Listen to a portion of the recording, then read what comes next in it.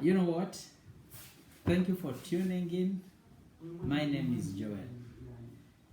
Today is 7th of September 2023, and being a September, it is a month when all around the world we fight so much to create awareness about sickle cell disease.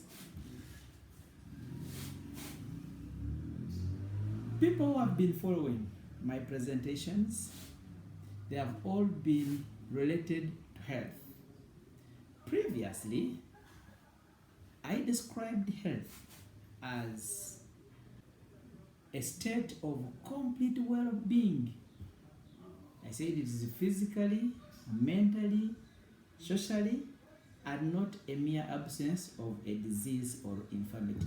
For today, I would like to show out that everything we do, they have an origin. So I'm trying to look at what we call a history.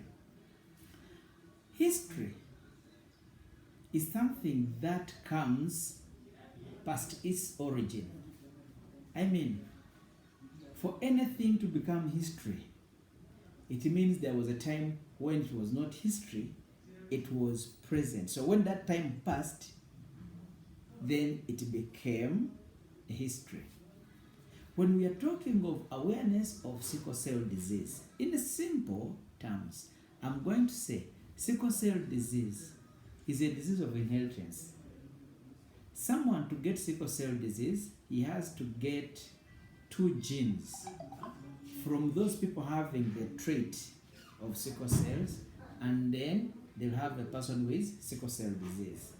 So when we're talking about the sickle cell disease, we are actually looking at the work that had its first publication on 15th November 1910. I mean, in 1910, before I was born, Dr. James Herrick made his official description and published work on sickle cell disease. This means that sickle cell disease, before the first publication, it had been there, but it waited for the time for it to be published. And you know, he developed this publication basing on his practice.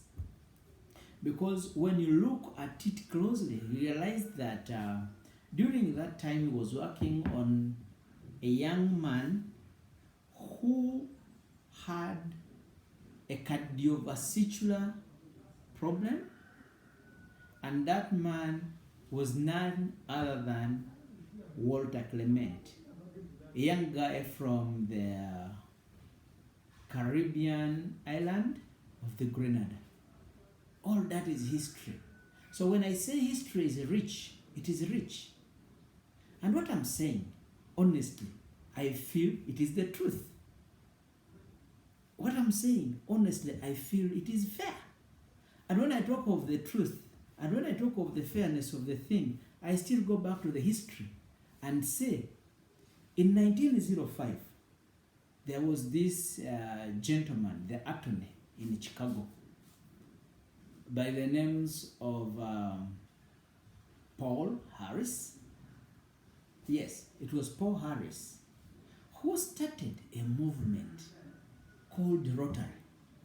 And then in that time, he even had to create a Rotary Club of Chicago, and that was on 23rd of February 1905. Now, when I look at these 2 years, 1910, 1905, it's just a 5-year difference. So this one in Rotary comes 1905, the other one comes 1910, the one of 1905 creates a movement. Under that movement, Many blocks have been built. Among the blocks that have been built, there is something that we call a four-way test. In the four-way test, you will find an individual looking at sharing an oath of how the work or how whatever is doing is the truth. You say a truth. Sickle cell disease is a disease of inheritance. That is the truth. And sharing information about sickle cells is a fair thing, so that everyone can know. Everyone should know that if you have a sickle cell trait and you marry a person who is having a sickle cell trait, you may have a child with sickle cell disease. If you want to prevent sickle cell disease, the two should not marry. That one is fair for everyone to know. It is fair for everyone to prevent or to break the chain. Well, if it is fair for all of us, we are looking at history and we are trying to coordinate. If it is fair for all of us,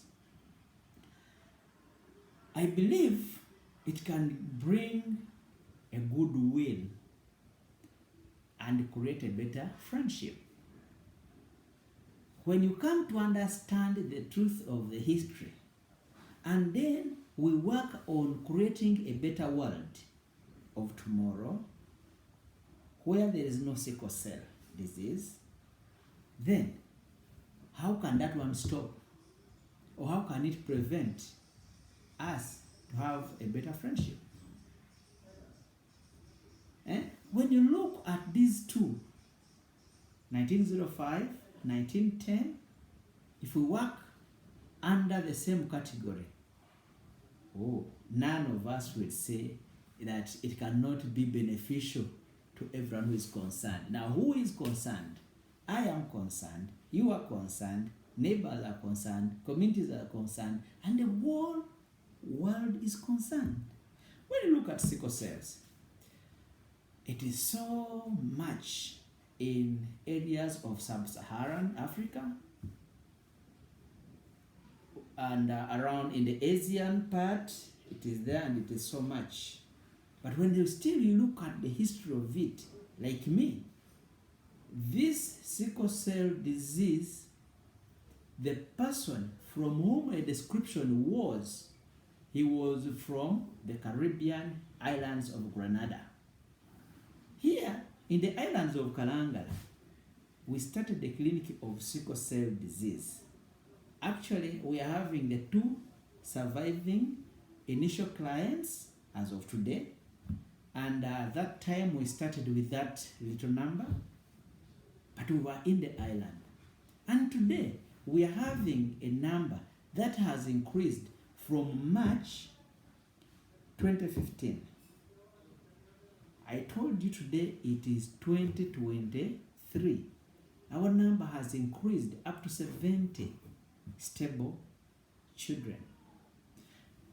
Reaching here doesn't mean that it was one overnight work, and we still believe that the number is still increasing. Working through all the challenges that are associated to working in islands, it has not been easy to reach there, and we still think things are not going to be easy as we go on.